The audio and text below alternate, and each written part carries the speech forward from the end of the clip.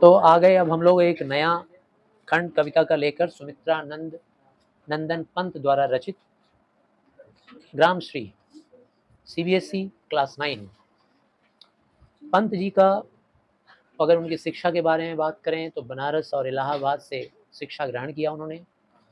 उत्तरांचल में उनका जन्म हुआ सन 1900 में, और 1977 करीब 77 साल के मैच्योर्ड यानी कि परिपक्व उम्र में उनका देहावसान हुआ, मतलब मृत्यु हो गई, ठीक है ना। और इस बीच में आधुनिक काल जो हमारे हिंदी साहित्य इतिहास का है, उसमें छायावाद और प्रगतिवाद ये आपका विषय नहीं है, ये हिंदी साहित्य के इतिहास का विषय है। तो छायावादी और प्रगतिवादी दोनों ही विचारधाराओं से वो प्रभावित थे।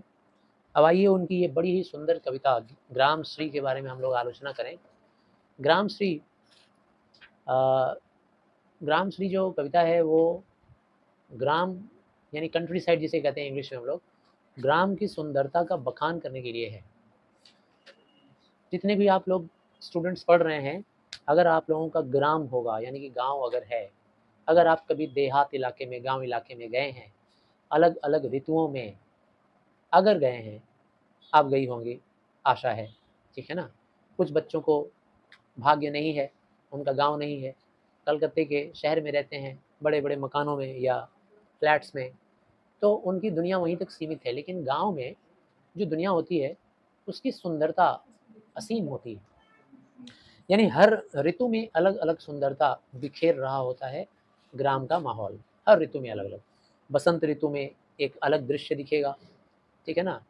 ग्रीष्म ऋतु में एक अलग दृश्य होगा, पतझड़ के मौसम में एक अलग सुंदरता आपको दिखाई देगी।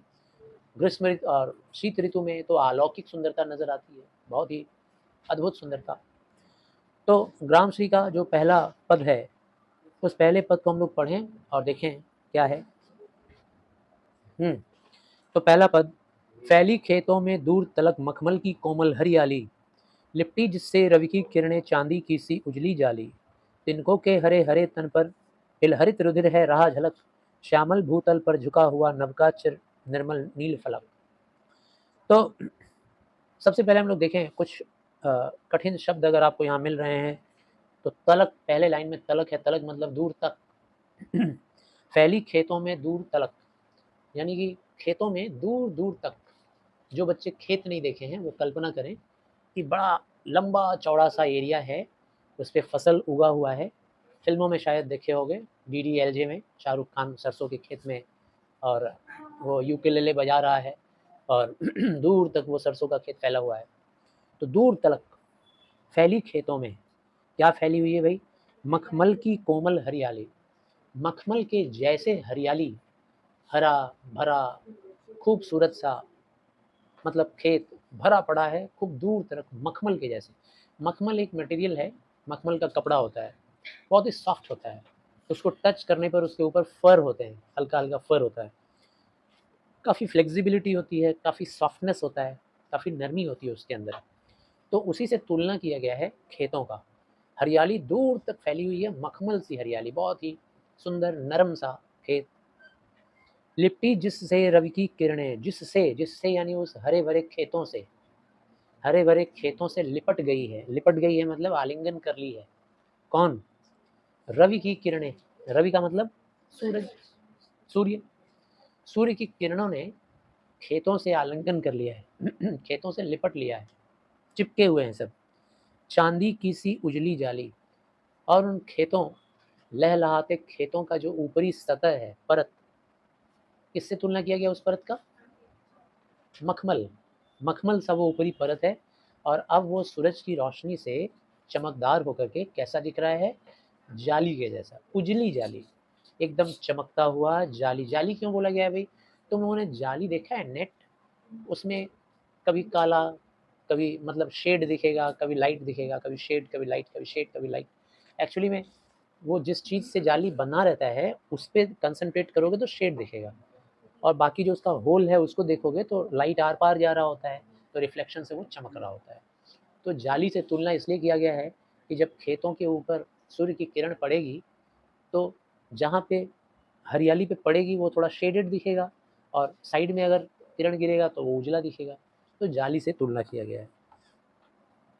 तिनकों के हरे हरे तन पर, तिनका मतलब क्या होता है, घास का पतला सा तिनका जो ऐसे हिलता डुलता रहता है, तिनका। जैसे मान लो एक घास है, वो बार बार हवा जब चलता है तो ऐसे ऐसे झुकता है, ऐसे ऐसे झुकता है, झुकेगा फिर खड़ा होगा, फिर झुकेगा फिर खड़ा होगा, तिनका बहुत ही फ्लेक्सिबल होता है तिनका। उसके हरे हरे तन पर, तन यानी बॉडी पर, तिनके के शरीर पर हिल हरित रुधिर है रहा झलक। हिल हरित, हिल मतलब हिलता हुआ, हरित यानी हरा, रुधिर का मतलब होता है रक्त, खून, हरा कलर का खून। भाई जब सॉफ्ट तिनका होता है ना, जैसे पत्ती का एग्जांपल ले लो, जब पत्ती बड़ी सॉफ्ट होती है वैसे ही तिनका भी बड़ा सॉफ्ट होता है। तो जो सॉफ्ट हरियाली वाला तिनका होगा उसको देखोगे तो आर पार नजर आएगा, उसके बहुत सारे फाइबर्स नजर आएंगे, रेशे नजर आएंगे, टिश्यूज। और वो टिश्यूज उत्तक, हिंदी में कहते हैं हम लोग उत्तक। वो जो उत्तक नजर आता है ना, टिश्यूज, वो देख करके लगता है जैसे उस तिनके का वो नस है। ऐसा लगता है जैसे वो उसका वेन्स है और उस वेन्स में से ग्रीन ग्रीन वो रक्त बह रहा है। ये ग्रीन ग्रीन क्या होता है तुम लोग जानते हो, ये क्लोरोफिल, क्लोरोफिल की वजह से पत्तियां ग्रीन दिखती हैं, ठीक है ना। तो ग्रीन ग्रीन दिख रहा है। श्यामल भूतल पर झुका हुआ, श्यामल भूतल, भूतल यानी कि जमीन के सतह को बोला गया है भूतल। वो श्यामल क्यों है भाई, तो जमीन श्यामल ही होता है, ठीक है ना।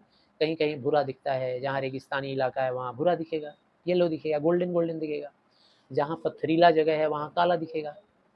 शहर में देखेंगे अगर ऊंचाई से एरियल व्यू देखेंगे तो शहर में सब कंक्रीट का बना हुआ है, गिट्टी का, काला काला दिखेगा, है ना। तो भूतल एक्चुअली में श्यामल ही होता है, सांवला होता है, ठीक है ना। ओवरऑल अगर देखा जाए तो सांवला होता है। श्यामल भूतल पर झुका हुआ नभ का चिर निर्मल नील फलक। और नभ यानी कि आसमान, यानी कि आप बोल सकते हो आकाश, आसमान ही बोलो। और फलक मतलब आकाश। तो नभ का चिर, नभ यानी कि आसमान का, चिर, चिर यानी कि लंबे समय से। बांग्ला पिक्चर का गाना सुने हो ना, चिरोदिनी यामी जे तुम्हार। तो चिरोदिनी मतलब, ओ अच्छा सॉरी, हाँ तू भी जे हमार। तो चिरोदिनी मतलब चिर, चिर काल से, बहुत समय से, चिर काल से। निर्मल नील फलक, नीले कलर का वो फलक यानी कि आकाश, वो आसमान में दिखाई दे रहा है, उसने ढक रखा है किसे, श्यामल जमीन को। तो पहले पद में हम लोगों ने जो पढ़ा उसको शॉर्टकट रिवीजन कर रहे हैं। यानी कि खेत दूर दूर तक फैले हुए हैं, उसकी हरियाली बहुत ही कोमल है, जगमगा रही है, सूरज की किरणों से चमक रही है। और तिनके भी जो हैं, तिनकों की नसें तक यानी उनके उत्तक तक दिखाई दे रहे हैं, टिश्यूज़ भी दिखाई दे रहे हैं। ऐसा लग रहा है, मान पड़ता है जैसे उनमें हरे हरे कलर का खून बह रहा हो। और इतना सुंदर है, वो तिनके हिल रहे हैं, डगमगा रहे हैं, उछल रहे हैं, कूद रहे हैं, नाच रहे हैं मस्त होकर हवा में। और श्यामल भूतल के ऊपर नीला आकाश, किसी कैलेंडर में ऐसा पिक्चर जरूर देखे होंगे, बड़ा सुंदर मनमोहक दिखता है। तो आइए हम लोग दूसरे पद की तरफ बढ़े। दूसरा पद देखिए, रोमांचित सी लगती वसुधा आई जौ गेहूं में बाली। अब देखिए कवि हमें उस दृश्य की ओर ले जा रहे हैं, प्रकृति के उस मौसम की तरफ ले जा रहे हैं, उस जलवायु की तरफ ले जा रहे हैं जब खेतों में जौ और गेहूं का उत्पादन होता है। जौ और गेहूं की फसलें पक जाती हैं। जौ और गेहूं जब कच्चा रहता है तो हरा हरा दिखता है, उसमें फलियां लगती हैं। और जब वो पक जाता है तो पीलापन आ जाता है उसमें। ये मौसम मान लीजिए करीब करीब मार्च अप्रैल का महीना होता है, ठीक है ना। तो यूँ समझिए कि बसंत ऋतु ही है करीब करीब, बसंत नहीं तो ग्रीष्म काल आने वाला है, ऐसा मौसम। रोमांचित सी लगती, रोमांचित का मतलब क्या होता है, उत्साह उत्तेजना से भरी हुई, उल्लास से भरी हुई, जिज्ञासा से भरी हुई, उसको कहते हैं रोमांचित, ठीक है ना। लगती वसुधा, वसुधा यानी कि धरती, धरती कितनी रोमांचित लगती है, एकदम लग रहा है कि नाचने को तैयार है, झूमने को, मस्त होने को तैयार है। आई जौ गेहूं में बाली, जौ में और गेहूं में बाली आ जाता है। बाली बोलने का मतलब, don't interpret with Bengali version, बाली मतलब बंगला, ठीक है ना, सॉरी बालू, बंगला लैंग्वेज में। यहाँ बाली का मतलब है फलियाँ, गेहूं की फलियाँ, ठीक है ना। तो गेहूं की जो फलियाँ होती हैं वो उसके अंदर बाली आ जाती है। अरहर सनई की सोने की किंकिड़ियाँ हैं शोभाशाली। अरहर, अरहर जानते हो जिसे हम लोग रहर का दाल बोलते हैं, ठीक है ना, अरहर का दाल। तो अरहर का जो पेड़ होता है, अरहर का खेतों में बहुत ही घना पैदा होता है, और वो इतना घना होता है कि 6-6 फीट तक ऊंचाई तक उठता है वो।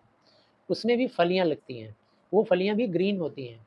जब पक जाता है तो वो भी पीला हो जाता है, और पकने के बाद ना ये अरहर और सनई, सनई भी एक पौधा है, उसके फूल की सब्जी उब्जी बनती है, ठीक है ना, पीला पीला कलर का फूल होता है। सब कुछ पीला पीला सा माहौल दिखला रहे हैं यहाँ पर। अरहर का खेत भी पीला हो जाता है, सनई भी पीला हो जाता है, पीले पीले फूल। तो किंकड़ियाँ शोभाशाली, किंकड़ियाँ किसे कहते हैं भाई? तो ये ध्वनि है, सुंदर आवाज़।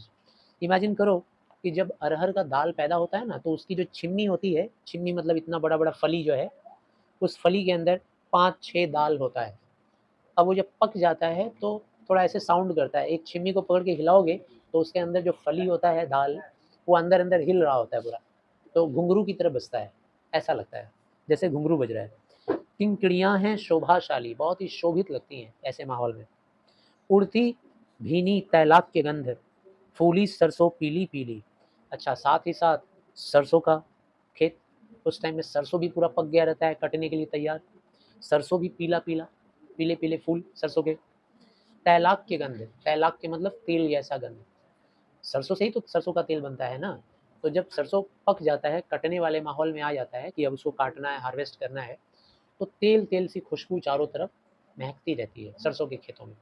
वो बच्चे ज़्यादा समझ पाएंगे जिन्होंने लाइवली देखा है ये सब कुछ, शहरी बच्चे थोड़ा कम समझेंगे, ठीक है ना। फूली सरसों पीली पीली, सरसों पीली पीली फूल जाती है, एकदम पूरा अपने में परिपक्व रूप में आ जाता है सरसों। लो हरित धरा से झांक रही, नीलम की कलितीसी नीली। और हाँ, इसी हरी हरी धरा में, धरा यानी कि धरती पर, धरती चारों तरफ हरियाली से भरी हुई है, और इसी हरी भरी धरा में झांक रही। कल्पना करो कि कहीं सरसों का खेत है, कहीं पे वो जौ और गेहूं का खेत है, और उसी में से झांक रही होती है कली, यानी फूल, नीलम की कली और तीसी की भी कली। दोनों ही कलियां नीली नीली होती हैं, नीलम का फूल भी नीला होता है, और तीसी, तीसी बोलते हैं फ्लक्स सीड को। तो फ्लक्स सीड जो होता है वो होता है तीसी, उसका तेल बनता है, पूजा पाठ में इस्तेमाल किया जाता है, वाइट कलर का तेल होता है। कई जगह पे तीसी के तेल में खाना भी बनाते हैं। तीसी होता है, सीड होता है, उसी सीड को पीस कर तेल बनाया जाता है। तो तीसी का फूल भी नीला नीला, और नीलम का कली भी नीला नीला। तो इस पद में हम लोगों ने शॉर्ट जो पढ़ा वो शॉर्टकट में बता दें कि वसुधा जो है रोमांचित लग रही है धरती, गेहूं और जौ में बाली आ गई है, यानी उसमें फली आ गई है। अरहर और सनई ये दो अलग अलग पौधे हैं, दोनों ही सोने की तरह दिख रहे होते हैं। किंकड़ियाँ हैं शोभाशाली, इनमें से आवाज़ भी आ रही होती है घुंघरू की तरह से। और तैलाक के गंध सरसों का चारों तरफ फैला रहता है। हरित धरा से झांक रही, और धरा से झांक रही होती है नीलम की कली और तीसी की भी कली। अब अगला में बढ़ते हैं। अगला पद, रंग रंग के फूलों में रिलमिल हंस रही सखियां मटर खड़ी, मखमली पेटियों सी लटकी छिमियां छिपाए बीज लड़ी। अब देखो, पहले चार चार को पढ़ते जाएं और उसका मतलब भी समझते जाएं। रंग रंग के फूलों में, अब आ गया है वो वक्त जब खेत में जो फसल है, उस फसल में सबसे पहले फूल लग जाते हैं।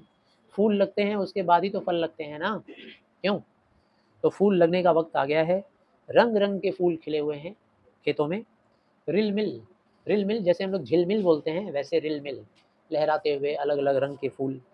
हंस रही सखियां मटर खड़ी, और इन्हीं फूलों के बीच में मटर के फसल भी पैदा हो गए हैं, और वो मटर के जो फसल पैदा हुए हैं उनको सखियां कहा गया है। किसका?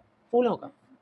तो एक तरफ तो पौधों का फूल है, फसल का फूल है, उसी के बीच में साइड साइड में, बगल अगल में मटर के भी फसल उग गए हैं। और उनकी सखियां, सखियां मतलब जैसे ऐसे देखोगे ना, लैशेस जैसा होता है मटर का जो खेत होता है, उसमें एक तना जैसा रहेगा, उसमें अलग अलग मटर ऐसे ऐसे झूल रहा होता है, बहुत सारा मटर झूल रहा होता है। एक ऐसा लाइन सूता जैसा रहेगा ग्रीन, उसमें यहाँ मटर है, झूल रहा है इतना बड़ा, यहाँ झूल रहा है, यहाँ झूल रहा है, यहाँ झूल रहा है। इन सबको बोला गया है सखियाँ। जैसे तुम लोग बैठी हो ना, ऐसे सब सखियाँ हो, ठीक है। तो मखमली पेटियों सी लटकी, मखमली पेटियों, मखमल सा लग रहा है, मुलायम मुलायम मटर का जो फली है वो पेटियों सी लटकी, यानी कि लटकती हुई वो पेटियों सी दिख रही हैं। छिपाए बीज लड़ी, और वो लोग अपने अंदर में बीज को छिपाए हुए हैं।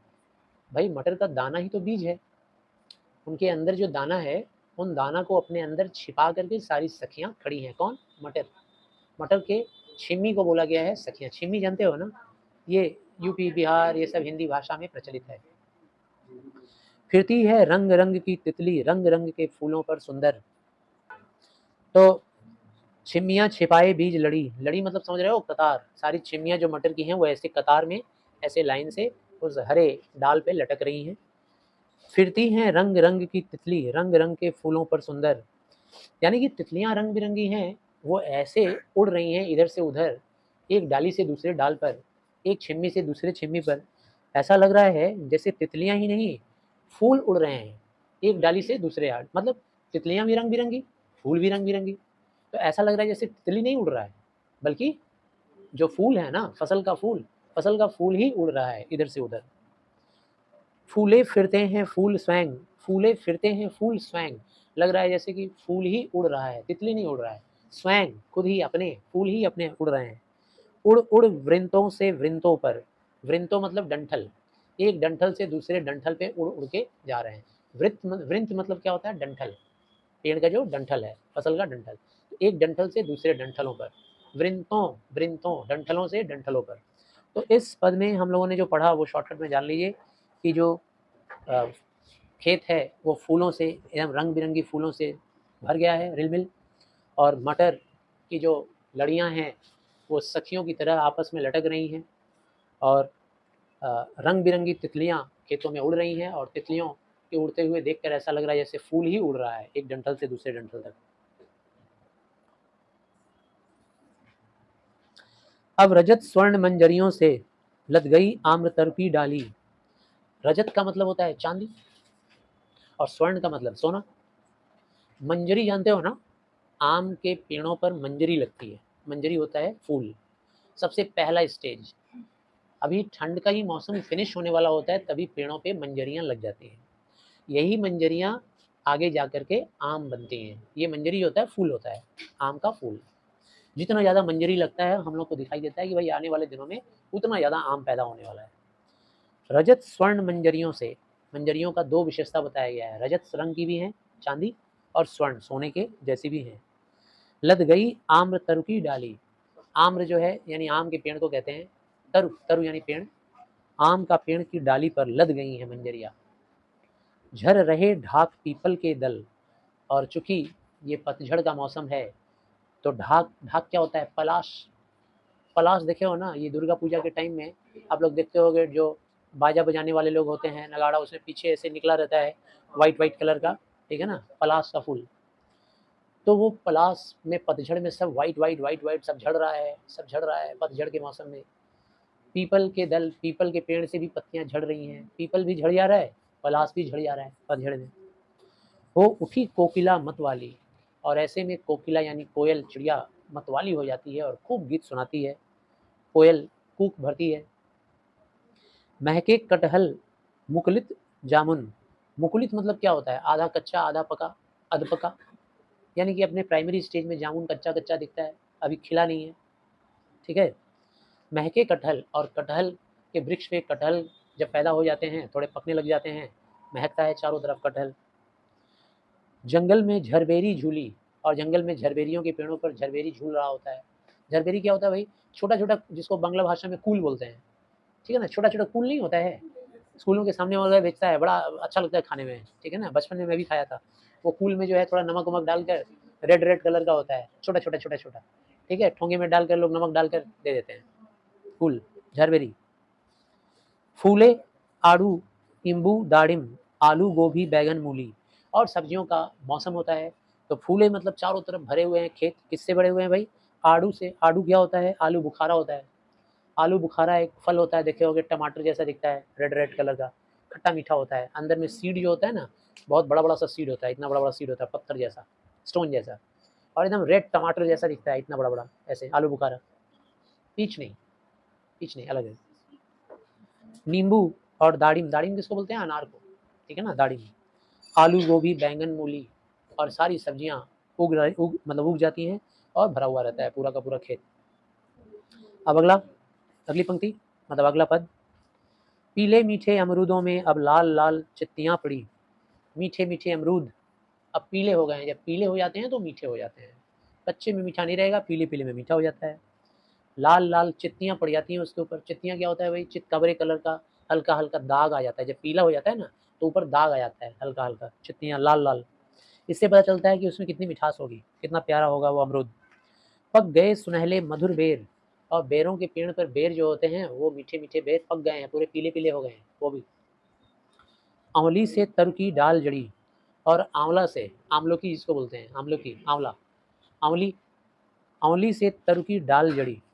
देखो यहाँ पर तरु की तुलना की गई है पेड़ की, जैसे किसी सूते से। और जैसे सूते में मोती पिरोया जाता है ना, मोती पिरो देते हैं तो माला बन जाता है। ऐसे ही इमेजिन करो कि डालियों में यहाँ एक आंवला है, यहाँ आंवला है, यहाँ आंवला है, यहाँ आंवला है। तो ऐसा लग रहा है ऐसे डाली में आंवला से पिरो दिया गया है, माला बना दिया गया है। एकदम हरा हरा डाली दिख रहा है, पूरा आंवले से भरा हुआ। लह लह पालक मह मह धनिया, लह लह मतलब लहलहाता हुआ, ग्रीन ग्रीन हरा हरा पालक, और महकता हुआ, मह मह मतलब महकता हुआ धनिया। धनिया कितना अच्छा खुशबू होता है। लौकी और सेम फली फैली, चारों तरफ लौकी और सेम का फली फैला हुआ है। टमाटर हुए लाल मखमली से, लाल लाल टमाटर, एकदम ऑर्गेनिक टमाटर जो खेतों में उगाए गए हैं। मिर्चों की बड़ी हरी थैली, और मिर्ची की बड़ी बड़ी जो लताएं झूल रही हैं, ऐसा लग रहा है जैसे थैली भर भर के मिर्ची पड़ी हुई है। तो इस पद में हम लोगों ने पढ़ा कि रकम रकम के फूल, सॉरी फूल नहीं, फल, जैसे अमरूद का तुलना किया गया, ठीक है ना, बेर की बात हुई। इसके बाद फिर क्या कहते हैं, धनिया की बात हुई, पालक की बात हुई, कुछ सब्जियां फलों से पूरा का पूरा बागीचा या खेत एकदम भरा पड़ा है। तो ये सब गांव की सुंदरता को असीम बना देता है, अद्भुत बना देता है। गांव में रहने वाले लोग के लिए तो ये साधारण दृश्य है, वो लोग तो खुश होते ही हैं। और बाहरी लोग अगर जाएं और इन चीज़ों को उगता हुआ देखें, अपने हाथों से छू कर महसूस करें। देखते हैं अब अगला पद। बालू के सांपों से अंकित, गंगा की सतरंगी रेती। अब सुमित्रानंदन पंत जी हमारा ध्यान आकर्षित करना चाहते हैं देहाती जगहों में, यानी कि ग्राम जो होता है, गांव गांव का इलाका, उधर जब नदियां कोई होती हैं, जैसे मान लीजिए गंगा नदी है, गंगा नदी के तट पर जो गांव वगैरह हैं, तो वहाँ का प्राकृतिक दृश्य कितना मनोरम होता है, वो समझाने का प्रयत्न कर रहे हैं सुमित्रानंद पंत जी। कहते हैं कि बालू के सांपों में अंकित, सांपों से अंकित। अंकित का तात्पर्य क्या होता है, जैसे हम लोग इंग्लिश में बोलते हैं अंडरलाइन करना, रेखा से मार्क कर देना, किसी लाइन से मार्क करने को बोलते हैं अंकित। तो बालू के सांपों से, यानी कि जैसे कल्पना कीजिए कि बालू पर रेत है, रेगिस्तान बालू है, और उसके ऊपर सांप चला गया हो, यानी कि सांप से एक लाइन बन गया हो, मार्ग बन गया हो, ऐसा रेखा से अंकित गंगा की सतरंगी रेती, यानी गंगा के तट पर ऐसी रेती नजर आ रही है जिस पर बहुत सारी लाइनें इस तरह से दिख रही हैं, जैसे लग रहा है सांपों ने वहां से आवागमन किया हो। सुंदर लगती सरपत छाई, और नदी के किनारे का जो घास पत्ता होता है वो सरपत कहलाता है। सरपत एक सरकंडा होता है, एक तरह का झाड़ीदार छोटा छोटा वृक्ष होता है। वृक्ष मतलब ऐसे पेड़ों जैसा नहीं, घास का ही एक स्पेसीज है, वो बहुत दूर तक फैला रहता है सरपत। सरपत छाई, तट पर तरबूजों की खेती, और उसकी सुंदरता को और शोभायमान कर रहा है क्या, कि नदी के तट पर तरबूज की खेती हुई है। भाई तरबूज की, पटल की, इन चीज़ों की खेती कैसे होती है, तो नदी के इलाकों में होती है, नदी के किनारों पर होती है। अंगुली की कंघी से बगुले कलंगी संवारते हैं कोई। अंगुली की कंघी, यानी बगुलों की जो अंगुली है, वो बगुले अपनी उंगली से अपने सिर की कलंगी को संवार रहे हैं, ऐसा दिख रहा है। कलंगी क्या होता है भाई, तो आपने देखा होगा जैसे मोर के सिर पर ऐसे निकला रहता है, कुछ 5-6 प्रोजेक्शन निकला रहता है, उसको कलंगी बोलते हैं, सॉफ्ट सॉफ्ट सा होता है। तो बगुले अपने उंगलियों से कलंगी को ऐसा लग रहा है जैसे संवार रहे हैं। ये दृश्य देखते ही बनता है, बहुत ही मनोरम। तिरते जल में सुरखाब पुलिन पर मगरौठी रहती सोई, और तिरते जल पे, यानी तैरते हुआ जल, फ्लोटिंग करता हुआ जो जल जा रहा है, उस जल के ऊपर सुरखाब पक्षी बैठकर ऐसा लग रहा है जैसे यात्रा कर रहा है। किसी एक तिनके के ऊपर, किसी एक लकड़ी के ऊपर, बहते हुए लकड़ी के ऊपर बैठ गया होगा, और आराम से नौका विहार जैसे करते हैं, वो सुरखाब पक्षी उसके ऊपर तैरता हुआ जा रहा है। पुलिन पर, पुलिन का मतलब होता है रेत, नदी के किनारे का जो रेत है वो। रेत पर मगरौठी रहती सोई, और गरम गरम जो बालू है सर्दी के दिनों में, उस पर मगरौठी चिड़िया सो रही है। तो बालू वाली जगह पर मगरौठी सो रही है, और पानी के ऊपर सुरखाब तैर रहे हैं मतलब उसके ऊपर यात्रा कर रहे हैं। अब अगला पद। हसमुख हरियाली हिम आतप, हसमुख यानी कि हंसता हुआ, खिलखिलाता हुआ चेहरा, उसको बोलते हैं हसमुख। हरियाली, हरियाली को हसमुख कहा गया है। ग्राम श्री इलाकों में, ग्राम मतलब गाँव के इलाकों में जो हरियाली होती है वो हँसती खिलखिलाती हुई नज़र आ रही है, पंत जी ऐसा कहना चाह रहे हैं। हिम आतप यानी कि हिम का मतलब तो बर्फ़ होता है और आतप मतलब गर्मी होती है, तो हिम आतप का यहाँ तात्पर्य है कि ठंड के समय में जो धूप निकलती है, वो बहुत ही प्यारी धूप होती है। सभी लोग उसको वेलकम करते हैं, उसका स्वागत करते हैं। कई लोग ठंड के समय शीत ऋतु में तेज़ धूप के अंदर बैठना पसंद करते हैं, खुले आसमान के नीचे। सुख से अलसाए से सोए, भींगी अधियाली में निष्की तारक स्वप्नों में से खोए। हँसमुख हरियाली यानी हरियाली जो है, हँसमुख हरियाली, वो शीत ऋतु में अलसाकर सोती हुई प्रतीत होती है। ऐसा लग रहा है जैसे हरियाली सारी सो गई है, ठीक है ना? उस देखो एक प्राकृतिक दृश्य को कितना सुंदर कविता छंदात्मक रूप दे करके उन्होंने यहाँ वर्णित किया है। यानी होता यही है कि जब शीत ऋतु आता है तो हरियाली कम हो जाती है। हरियाली जो है थोड़ी कालिमा उसके अंदर आ जाती है। उसको यहाँ छंदात्मक तरीके से पेश किया है कि जब अ, ग शीत ऋतु का जब गर्मी आता है यानी कि धूप, तो उसमें अलसाते हैं, सभी लोगों को आलस लगता है, देर तक सोने का आनंद आता है और लोग सोते भी हैं, रज़ाई में, कंबल में छिपे रहते हैं। तो ऐसे ही हरियाली काफ़ी अलसा गई है और अलसा कर सो रही है। और रात के पहर भीगी अंधियाली, अंधियाली यानी कि अंधेरा, और भीगी यानी शीत ऋतु का रात कैसा होता है आप सभी जानते हैं। यानी कि ओस की बूंदें गिर रही होती हैं, धरती भीगी-भीगी, घास भीगे-भीगे। तो भीगी अंधियाली में निशिकी, निशिकी यानी कि रात की, निश मतलब निशा से रिलेटेड है, निशा यानी रात। तो रात के समय अंधेरे में सब कुछ भीगा-भीगा, तारक स्वप्नों में से खोए। और ऐसा लगता है तारक यानी कि तारक किसको बोलते हैं? तारों को।